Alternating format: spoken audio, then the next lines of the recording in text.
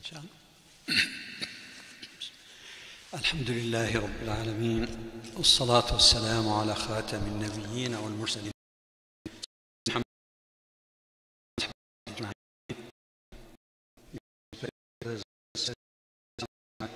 ورحمة الله وبركاته. I have to apologize for two things.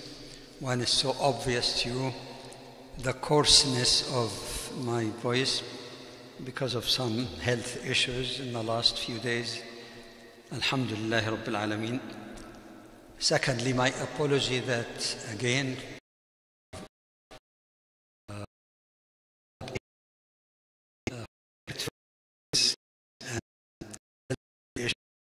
I mistakenly announced in the last segment that I will be away the 1st of March, that is today.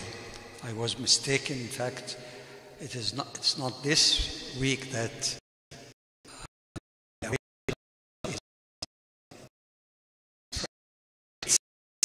Allah, I'll be away and some da'wah work in the Netherlands, inshallah. So my apology for all of that, and I begin the topic with a real story actually. One of the Orientalists wrote a book, and he speaks there, as the title of his book, it says, War and Peace in Islam, meaning like the concept of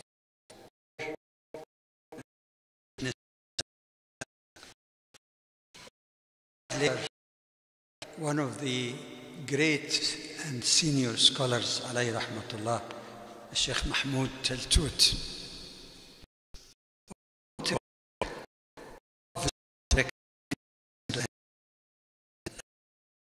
times are common among Orientalists or Western scholars.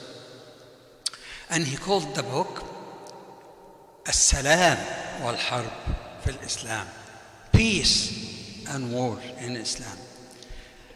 Some might say, what is like Muhammad came? Is it the same thing? Not quite. Not in that context. Because when you put war first, like that Orientalist wrote, it seems, whether it's deliberate or not, to give the no is war. There may be some period of peace, but that is the exception. But when Sheikh Abu Zahra reversed that, he meant that actually the basic rule in Islam is peace, not war. War has to be seen as the exception, not the norm.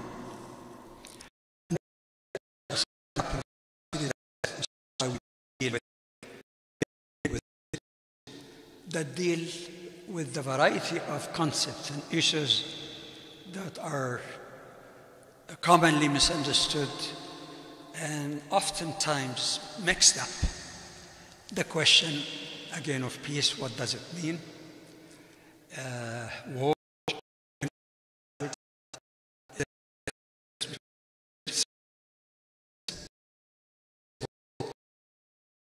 relationship with other people who are not Muslims.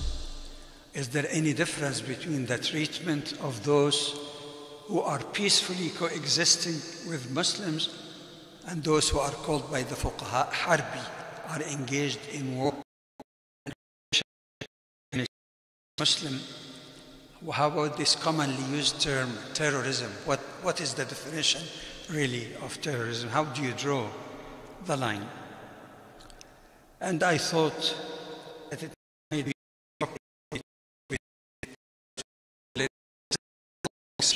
even though we intend, inshallah, to discuss fully, not in one segment, obviously, many of the ayat that some people have misunderstood, whether opponents of Islam or some misled Muslims.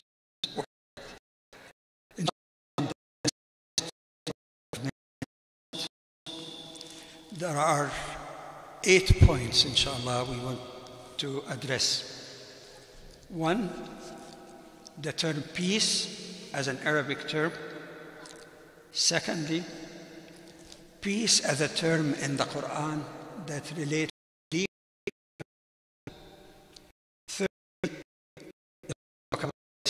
peace. One, peace with Allah. Fourthly, inner peace within the believer. Now, peace in the family. 6, peace in the community / society. 7, peace in the world.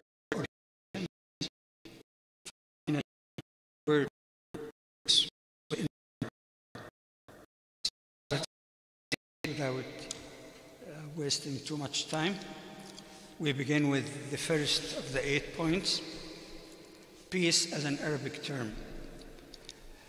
The term Islam itself, the essence of Islam really,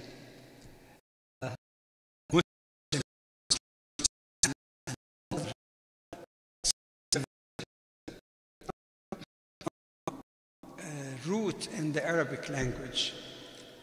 It is like SLM without vowel sign. Some people, you say the root is salam or sal. This is not quite accurate. There are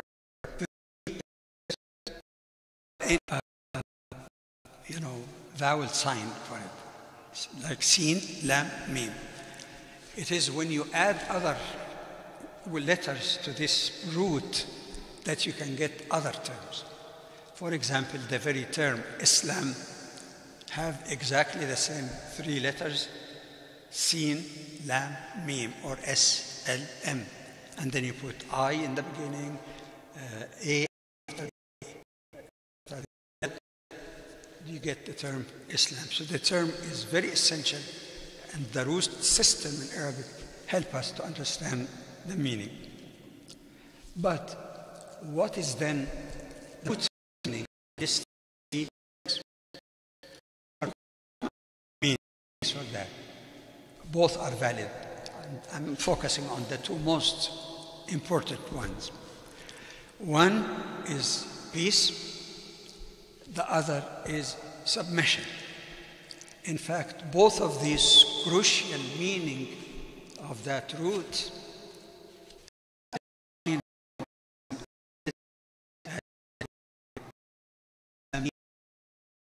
to achieve peace with Allah, resulting in peace in our own hearts, resulting in peace with all the creation of Allah subhanahu wa ta'ala everywhere and on various levels. How?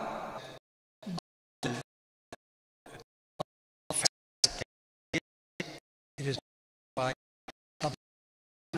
one's will and pride to the Creator, to Allah subhanahu wa ta'ala. So it is important then that the very definition of Islam comes from peace and submission, and both of these concepts are interrelated. Aside from the definition, which is important, if we look at the second area,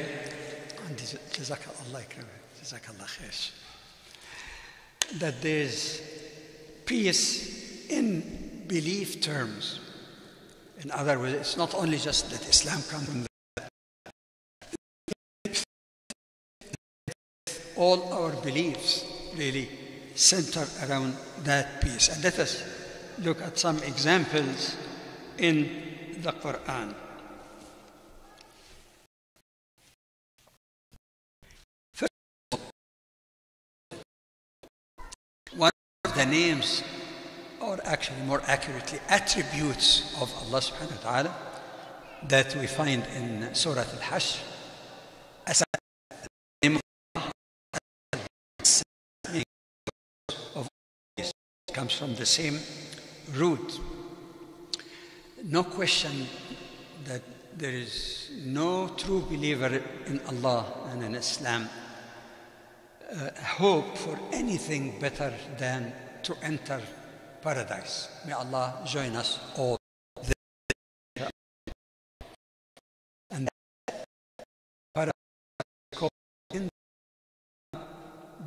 Darus Salam, the abode of peace. In fact, in another ayah in the Quran, it says that the basic invitation that Allah invites humans really is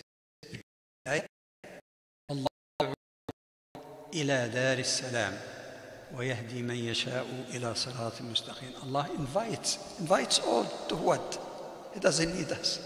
He invites us for our own benefit, invite us to the abode of peace, meaning Jannah. When the believer enter into paradise, as in Surah Yasin, subhanallah, they receive greeting. The most important greeting they receive is from Allah subhanahu wa ta'ala.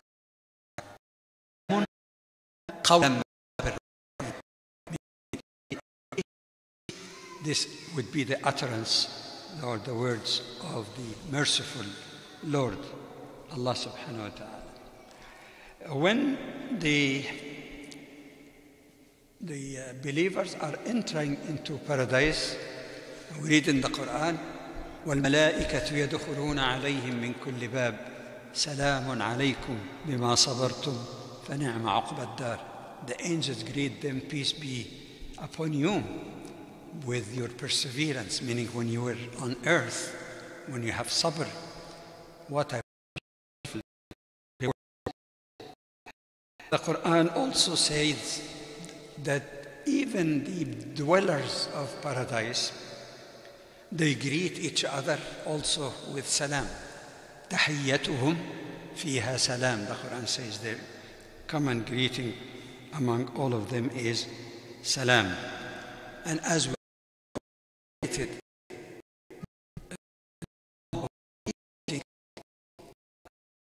Assalamu alaikum, peace be with you. And of course, it's better to add wa rahmatullahi wa barakatuh, and the mercy of Allah and His blessing. So that's the second area.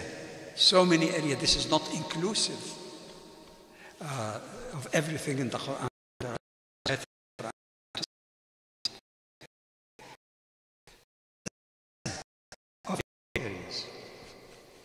Thirdly, we said we speak then if Islam is the true peace with Allah. It was also about peace with Allah. Peace with Allah can never be achieved until Allah is unqualified, unreserved. We find the evidence of that in Surah Al-Baqarah.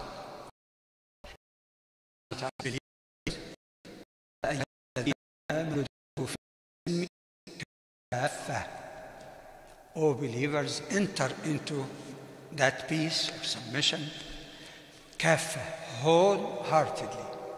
So there is no shopping. This teaching of Islam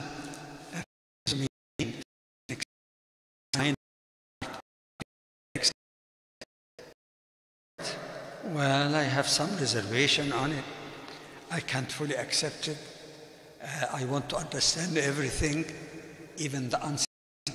No, you have to start and one signs of His grace and His power in this universe. What difference does it make to me?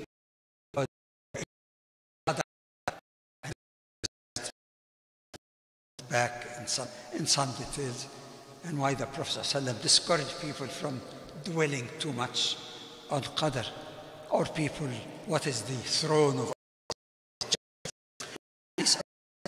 our and peace, unless we humble ourselves before Allah. We use our mind as the Quran teaches us in everything that the mind can have role to play. But there are things beyond our minds and our perception as human beings. Not use the mind. The mind, the use of mind and thinking is used in the Quran also in the matter of teaching us belief and showing signs of the mercy of Allah and the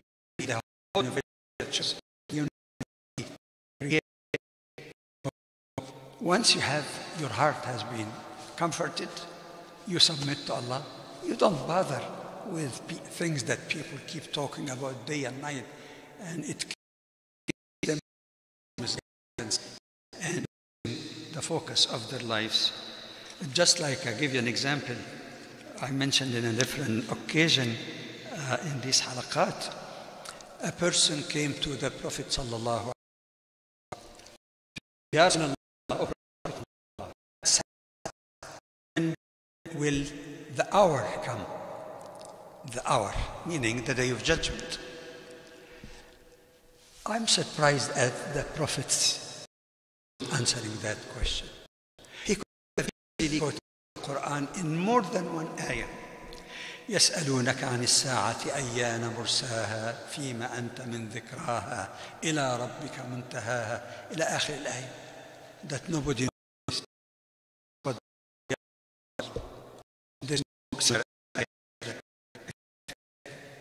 But what struck me, and that relates to my point, why do we bother the talk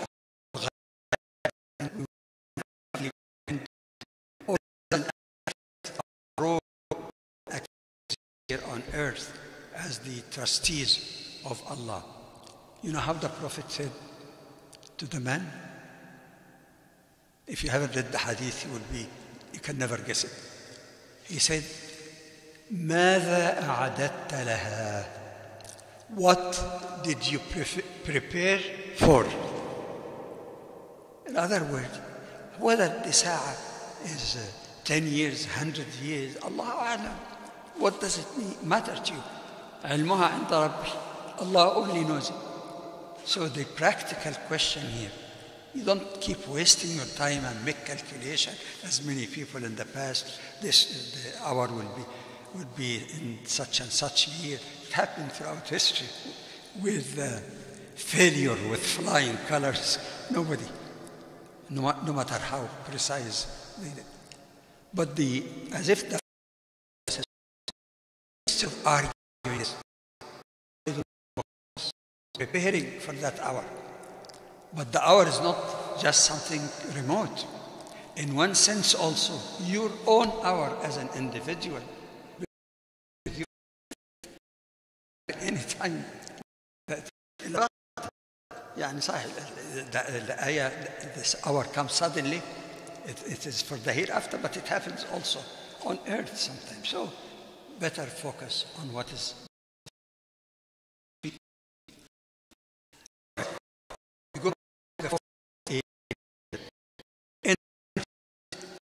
At one point, as I was looking at the ayat in the Quran pertaining to this, I was tempted, even in the third issue, to be at peace with Allah, to put a slash peace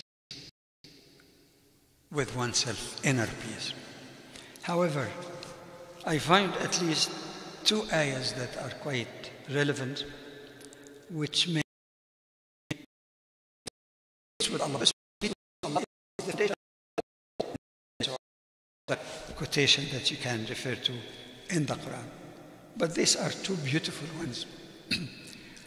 In Surah Al-Anfal, for example, the 8th surah, the second ayah, إنما المؤمنون الذين إذا ذكر الله وجلت قلوبهم وإذا تليت عليهم آياته زادتهم إيمانا وعلى ربهم يتوكلون. Believers are those who Allah has mentioned وجلت قلوبهم, not terrified, but وجلت, like awe, the better translation actually, awe of the greatness of Allah. But when the ayat of Allah are recited, that iman, and with the increase of iman comes the peace and comfort. And then it says, وَعَلَىٰ رَبِّهِمْ يَتَوَكَّلُونَ, and they depend on Allah subhanahu wa ta'ala. There is another ayah in Surah Al-Ra'd, particularly ayah 38. Indeed, with the remembrance of Allah, the hearts will get the comfort or peace.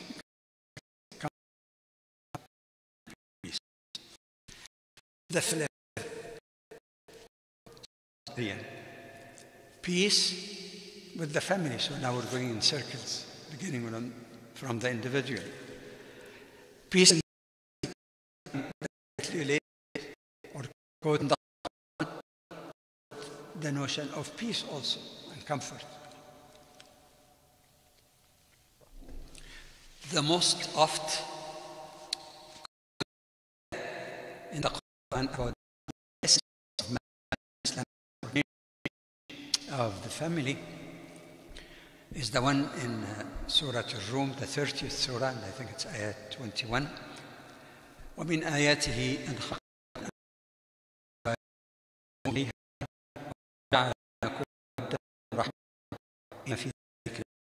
لِقَوْمٍ. You hear that a lot in wedding, right? Of the signs, Allah speaks in Surah Al-Rum about many signs, amazing signs in His creation and evidence of His power and mercy. And so it's one of these. Also, Allah for you from your same kind, spouses, so that you may taskunu ilayha, you may dwell with them, meaning in peace. Second, work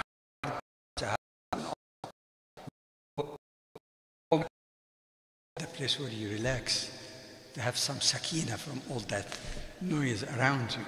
Taskunu ilayha. وَجَعَلَ بَيْنَكُمْ مَوَدَّةً وَرَحْمَةً, ordained between your hearts love and compassion. The same thing also, but we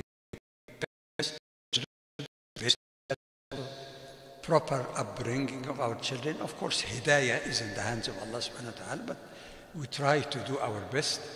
This is all a means of assuring a high degree of peace within the family, in spite of some of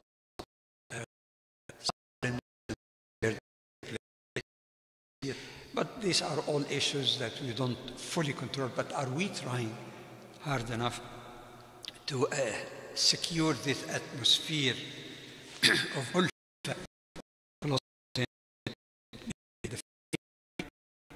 Islamic perspective? You find this attention also to peace with those who are not legitimate heirs. وَرَثَ يعني لَيْسَ لَهُمْ أَنْصِبَةٌ. That's why the Quran also invokes us, or invokes our the Dawil Qurb.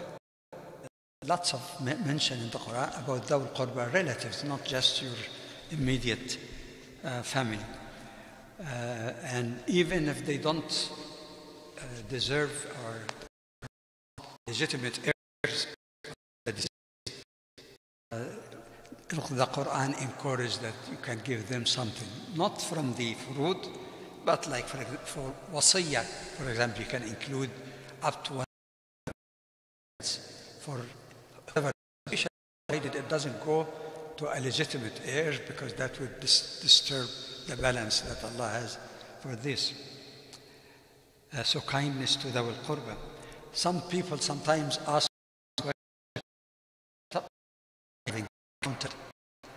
this is a relative who's really poor. Am I allowed to give them from my zakah money? I said, yes, absolutely. One is not someone that you're responsible for spending on. Otherwise, somebody may say, oh, my poor wife, and you give her.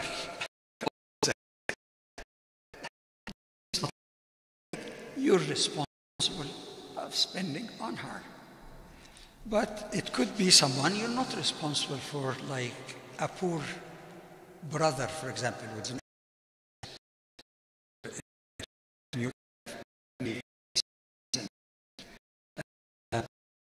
could be a category who's farther away from, in terms of relationship to the deceased. So that's one condition.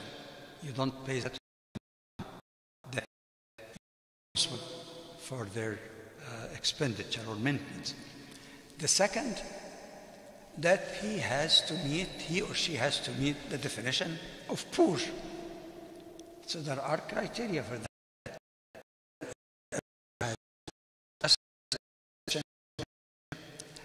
And he's already mastura, like they say, much. You don't, because otherwise I'd have a bias towards my nephew.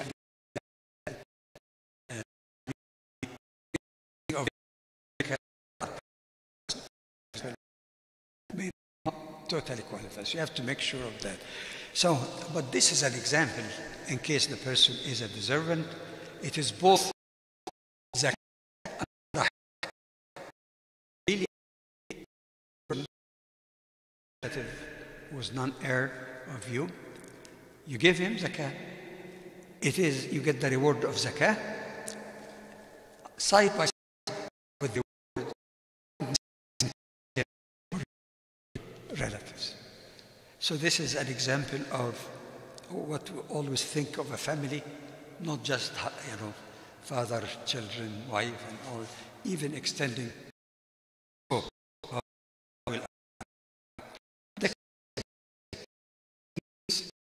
in the community and society. The main difference, really, some people might think when you say community,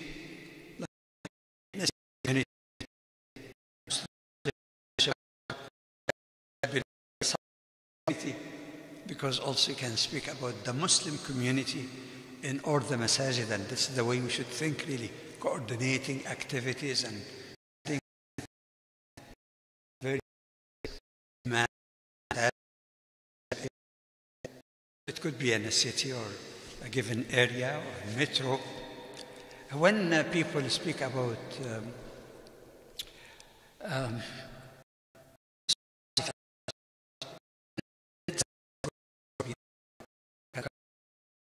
society or North American society, they can go beyond.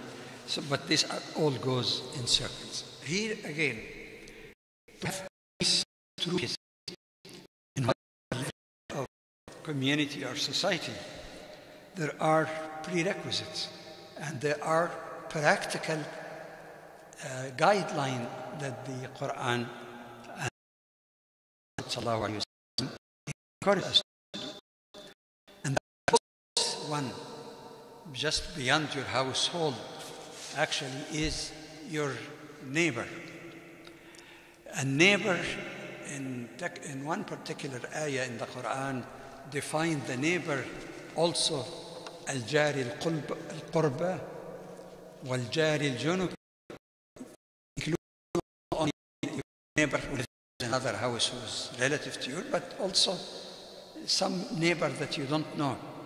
In fact, some might say, even if that neighbor is not a Muslim and in need, it is your obligation also to help. And some of you who were here in the Jum'ah khutbah, as Sheikh Sa'ad, Jazahullah khairan, reminded us of one hadith, at least, where the Prophet ﷺ, that it's not a believer who sleeps with full stomach when his neighbor sleeps empty stomach, if the person is aware that he has that need. There are other ahadith also in which the Prophet ﷺ, any neighborhood even, just not one person, neighbor, a neighborhood where a person sleeps hungry, Allah and His messengers are dissociating themselves from them. It doesn't mean that they are not Muslim, but it's really للزجر, something that is not befitting. But when you talk about society at large, including up to the nation, any particular, of course we're talking now about nation because it's a reality.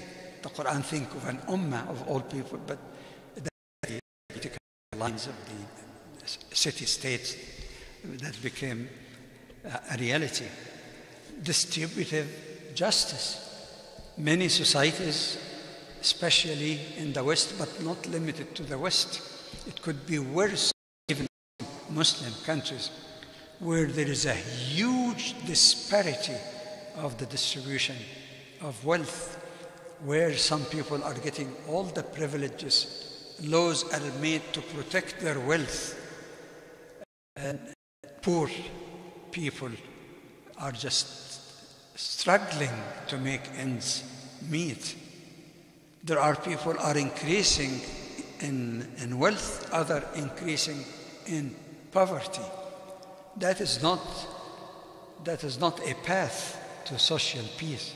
And we're all aware, not now, but also throughout history, that this great disparity and exploitation and lack of solidarity and sympathy has been one of the main reasons of destructive and violent, bloody revolutions. You know that, of course, in various, whether it's the French Revolution, including wealth. Islam insists on that through moral appeal, for example, that you're not allowed to cheat or exploit the worker. You have to, as the Prophet ﷺ taught, if you hire someone, give them their due right before their sweat dries. Of course, it doesn't mean literally that, but I mean, don't delay whatever you agree on the mode of payment and the periodical fulfillment of your obligation. So these are areas, but the most significant part of achieving social justice is not only to appeal to the good sense or moral conscience of individuals, but to make sure that there is a compulsory minimum. Many people make mistakes by saying zakah, that's trivial. It is only 2.5%. And that should not be enough to meet the needs of the poor and needy, health, education, food, and shelter, and protection, and all of that. 2.5%. But this is predicated on a big mistake, that zakah is not on income. Zakah is not primarily on income. Zakah is a percentage of your zakatable assets. What does it mean, zakatable? That means if you own a home and a car that you use for business or for even going to your job, your furniture, these are not zakatable. And if you have a factory and you need assets, that is machines that produce income, you don't pay on the equipment because that's a source of making or generating income for you. Anything in excess of that, whether it's money in the bank, whether it is shares or whatever, there are shares now in some companies that are based on no interest, but profit sharing. There are a variety of ways. This also should be added. There might be some technical points. This is not the purpose behind this introductory session.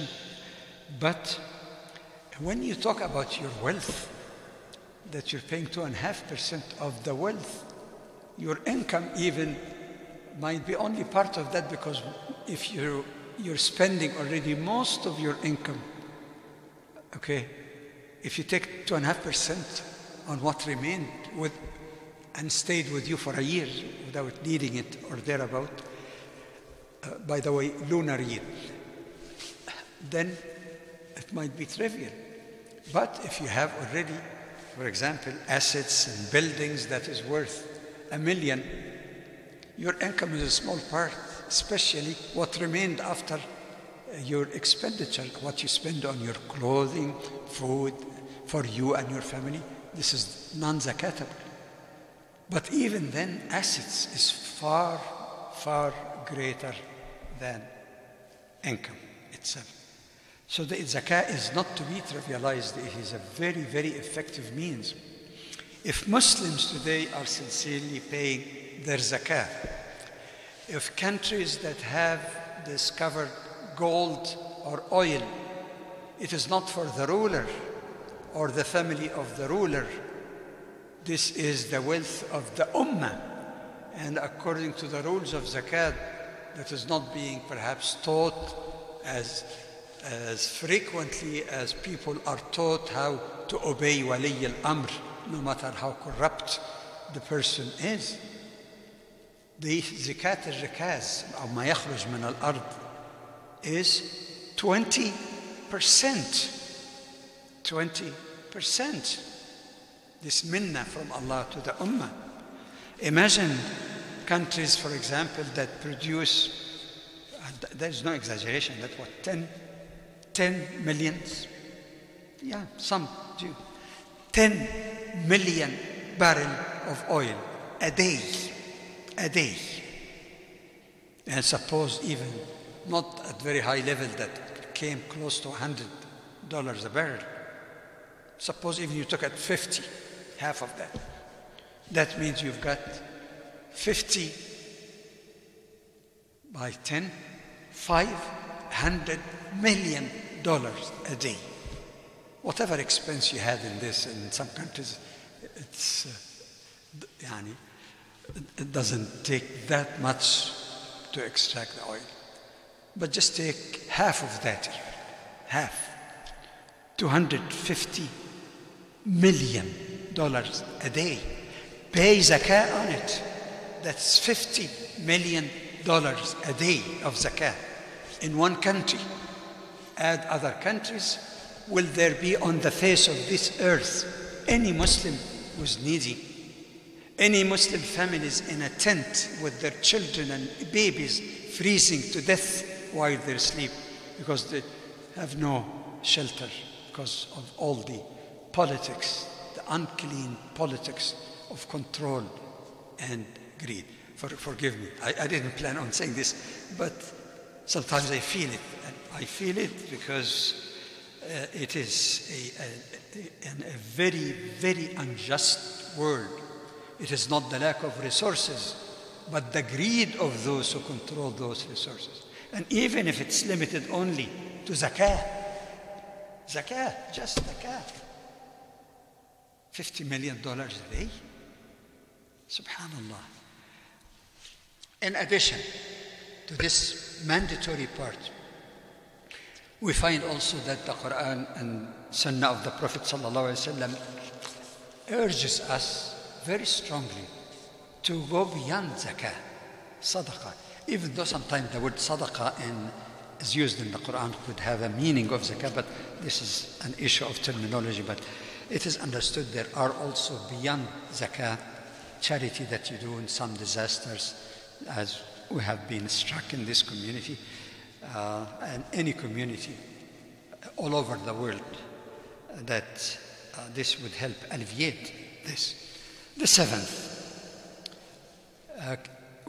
peace within the world at large. And I just refer, because of time, to just a few examples from the Quran that really teaches how can the world become in peace, especially if Muslims take the lead and give a good example. Lots of problems and issues in the world are, at least in part, that there is no true, sincere dialogue. It is dialogue of power, dialogue of oppression, dialogue of intimidation. But look how the Quran teaches us dealing with other communities. It is not teaching hate without distinction between those who are coexisting peacefully and respectfully and justly with Muslims and others. Look at what I consider the constitution of da'wah in the Quran. In Surah Al-Ankabut, the 29th surah, in ayah 46. ولا تجادلوا أهل الكتاب إلا بالتي هي أحسن إلا الذين ظلموا منهم. Don't argue with the people of the book except in the best way, except for those of them, no illusion, who commit aggression against you. وقولوا آمنا بالذي أنزل إلينا وأنزل إليكم وإلهنا وإلهكم واحد ونحن له مسلمون. And tell them, we believe in what has been revealed to you, meaning in its pristine, original form, and what has been revealed to us, your God and ours, in spite of difference of understanding, but still Tawheed as a common feature of Ahlul Kitab is recognized in the Quran. But it's not only people of the book. There are a lot of people in this world who are not people of the book. Jews and Christians. There are many people beyond. But then we find in Surah Al-Baqarah one of the commands that was given to the Israelites, but for us to learn. وَقُولُوا لِلنَّاسِ حُسْنًا. Speak to people in a nice and honorable way. وَقُولُوا لِلنَّاسِ. And when it says لِلنَّاسِ, it didn't say قُولُوا لِلْمُؤْمِنِينَ, to the believer. It didn't say قُولُوا لِأَهْلِ الْكِتَابِ. But it is broad and includes everyone, anyone, and nas, people, the creation of Allah. Speak justly and rightfully for them. How about people who might be hurting Muslims or making mockery of them? What to do with them? Well, Allah subhanahu wa ta'ala command the Prophet sallallahu alayhi wa sallam with respect to those people. فَاصْفَحْ عَنْهُمْ وَقُلْ سَلَامٌ. I'm not talking about that who is fighting, try to kill you, but people making, lams and try to get you excited or angry. Say, فَاصْفَحْ عَنْهُمْ, forgive them and say peace. But even if some people are foolish, but not violent yet, violence by word only, some people are like that. Well, we read in the Quran, وعباد الرحمن الذين يمشون على الأرض هونا وإذا خاطبهم الجاهلون قالوا سلاما. The true servants of Allah, عباد الرحمن, who walk humbly on earth. And when the foolish address them, they say, salama, peace. In other words, keep your dignity. Don't go to the level of that isfaf. And in fact, in the Quran, praises a group of Christians, in all likelihood, were a group of Christians who came to the Prophet sallallahu alaihi wasallam. It could be some of Nasara Najran. The identity is not as important as what happened, that they sat with the Prophet ﷺ and asked him about Islam. They were very much touched. Maybe they were knowledgeable, so they knew this is the Prophet that the Bible spoke about, that will come like Musa alayhi salam. Anyway, and they accepted Islam. So some of the hateful, idolatrous Arabs, they tell them, we have not seen a group who are more idiotic. ما أحمقكم. You're so idiotic. You came with a religion and you sat with that man just for a little while. You left your previous religion and accepted him, accepted his religion. That this is idiocy, hamaqa. Okay. Subhanallah. The one ayah in the Quran that seemed to connect with that and that could be sabab al-nuzul, the occasion of revelation. وإذا سمعوا اللغو أعرضوا عنه وقالوا لنا أعمالنا ولكم أعمالكم سلام عليكم لا نبتغي الجاهلين. Subhanallah. They didn't want to get into argumentation with them. So if you argue with some idiotic person, there is no winning. Actually, winning is not to give them that attention. So the ayah says basically, when they hear Allah, the vain talk addressed to them, they say to them, to us, our deeds, to you, your deeds, meaning you're responsible for your own deeds, we're responsible for our deeds. Salamun alaykum. It didn't say la'na alaykum, you're cursed. No. Salamun alaykum. Peace be with you. We seek no argumentation with the foolish. Okay, the last one. Peace with the environment. That could be a whole topic by itself. And I do remember that if you go to the archives, I hope they keep all the archives of all halaqas. It probably would be that there was 2 segments on Islam and the environment. So we refer you to there for detailed coverage. But the least that I can say, that the peace with the creation of Allah does not only include peace with Muslims on all levels, peace with people of the book, peaceful with anyone from any religion or no religion even, all human beings, but also on all levels that we spoke about, but peace with the creation of Allah, as we find numerous references in the Quran about the of animals, in the treatment of animals, not overloading them, even to kill animals for food, that has to be in the least painful possible way. That allowed to eat, you would have no right to take the life even of the animal itself, and that's why you say Bismillah. In other words, I have no right to kill an animal even to eat, even though I need that, and Allah said this is made for you. Okay, had it not been that Allah gave me the permission to do so, the kindness or judicious use of vegetation, as the Prophet ﷺ forbade cutting of fruitful trees, even unless there is some strategic contingency. Kindness even to all creation, including the use of water, not wasting water. We gave examples in those series about the Prophet ﷺ rebuking a companion who was using too much water to make wudu wastefully. And you go on and on and on for that. So we hope that this picture, this draws, I hope, inshallah, a beginning, a picture of what I call breadth and depth of Islam, and that here are only little of many, dozens and dozens references in the Quran. And now a link to the next segment, inshallah.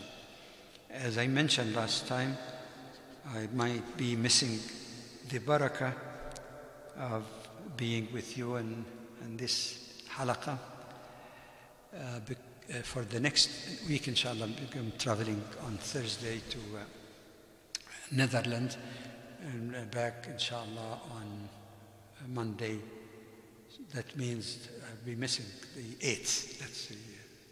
So the next one, inshallah, if Allah keep us alive, is the 15th of March. But now watch for the change of the clock. I think my daughter was telling me that it's 11th of March this month. But check it anyway. I think you can check it first online, because I didn't have a chance to meet Sheikh Abdullah today, and I hope I can speak with him before, because this might change the time of the halaqah. whether it could go as we do sometimes between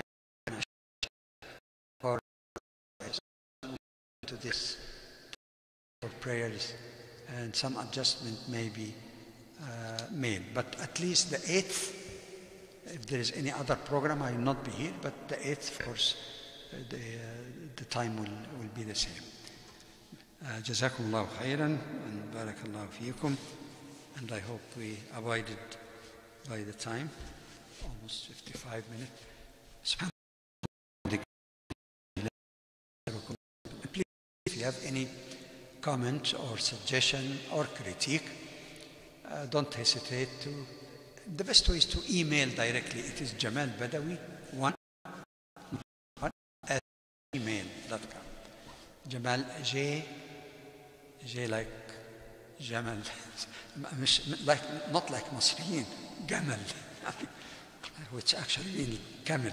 No, Jamal, it is JamalBadawi, Jamal Badawi, which is my first and last name, and then the number 1 at gmail.com. Any suggestions or other topics to have something in mind, because Allah willing to continue, not just to talk about peace, which is the basis, about ayat in the Quran that deal with fighting and defense, under what conditions. As I mentioned earlier, there are so many that they have not really understood it in its proper context. So that would be next, inshallah. Jazakum Allahu khairan. Assalamu alaikum.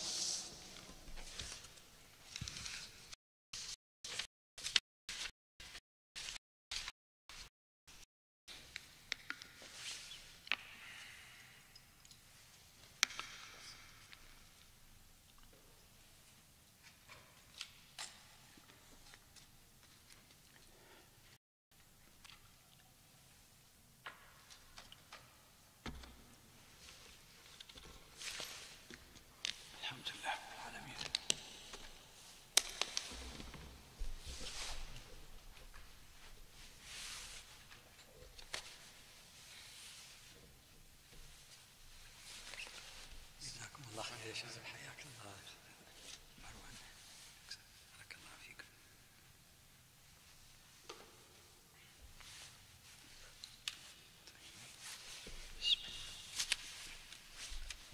سنفتقدكم بعد الأسبوع القادم، إنما ربنا يجمعنا في وقت آخر. الأسبوع القادم؟ الأسبوع القادم اللي هو الجمعة دي اللي هي 8 كل مسافر إن شاء الله. طيب إن شاء الله ترجع بالسلامة. الله يسلمك. على مصر؟ لا أنا مسافر هولندا حضرات، إنما اللي بعده إن شاء الله. طيب إن شاء الله بإذن الله.